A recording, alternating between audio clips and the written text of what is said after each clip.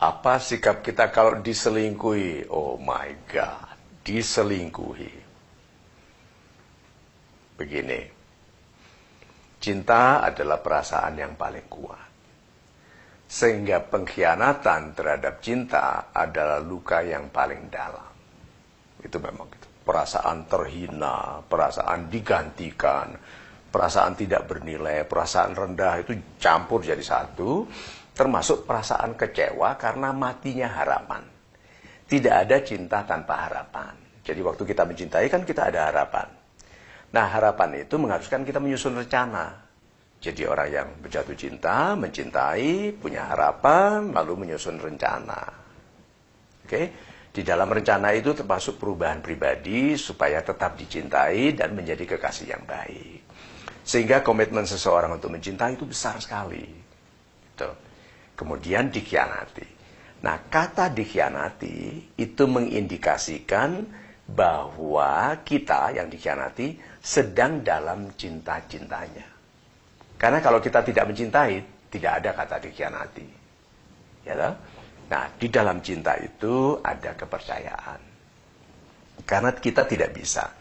Memang kita bisa mempercayai tanpa mencintai, tapi tidak bisa kita mencintai tanpa mempercayai. Dan pengkhianatan berarti kan pengkhianatan terhadap kepercayaan. Nah, bagaimana kalau kita yang dikhianati? Satu, marah. Marah sekali. Oke. Dendam kesumat gitu.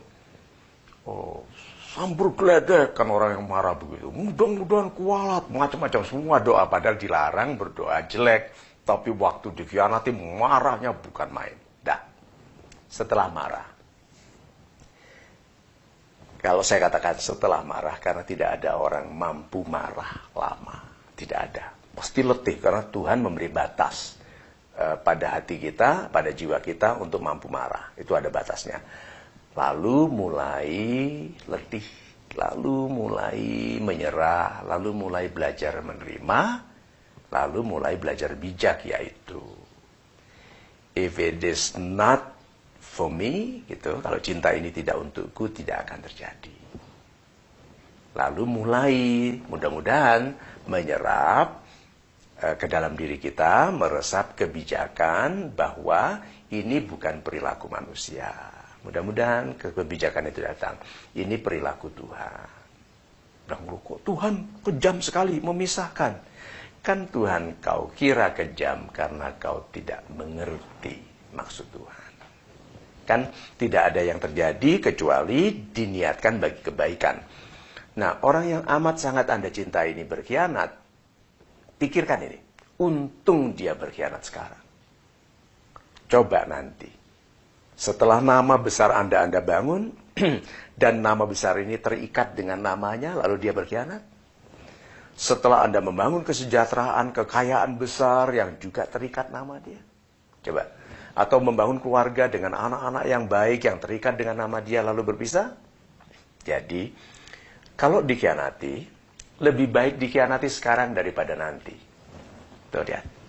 Kan bijak sekali kita jadinya. Sebagai anak muda, kalau dikhianati kita bilang, terima kasih Tuhan, memang ini pedih sekali. Tetapi lebih baik sekarang pedihnya daripada nanti. Itu. Kedua, berikutnya ini adalah, berarti aku sedang disiapkan oleh Tuhan seseorang yang lebih baik. Itu. Karena baru berkhianat saja orang ini sudah tidak sesuai denganku. Apakah kita kalau mau kita menstratakan diri, karena Tuhan menstratakan manusia. Diberikan derajat-derajat yang lebih tinggi bagi orang yang berilmu. Coba itu. Bagi orang yang bermanfaat, bagi sesama itu derajatnya lebih tinggi. Bagi orang yang sabar saja ada. Atau kaum-kaum yang ikhlas. Itu ada derajatnya.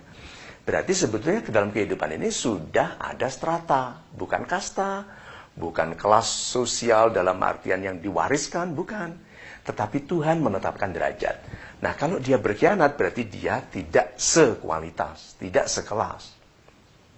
Meskipun sulit dan tidak mudah untuk dilakukan, syukuri. Jadi, kesadaran bahwa dia meninggalkan kita sebagai tanda bahwa dia dia tidak sekelas dengan kita, menjanjikan kemungkinan lebih baik bahwa seseorang yang lebih baik sedang dicadangkan untuk kita.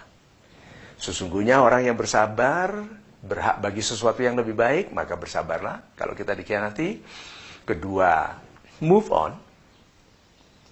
Move on itu bukan tentang melupakan. Orang kan sakit hati sekali. Bagaimana bisa lupa? Bukan. Ingat, move on itu bukan tentang melupakan, tapi tentang melanjutkan kehidupan dengan sebaik-baiknya tanpa dia. Karena kalau kita masih mengizinkan dia sebagai konsep, sebagai ingatan, sebagai memori, sebagai bahan pembicaraan, nanti cinta yang baru tidak bisa masuk. Jadi kalau dikhianati, langkah besarnya izinkan bereaksi dulu terhadap keburukan ini. Jangan bereaksi terlalu buruk, tetapi bereaksi dulu sebagai ungkapan kekesalan atau apapun sebagai manusia.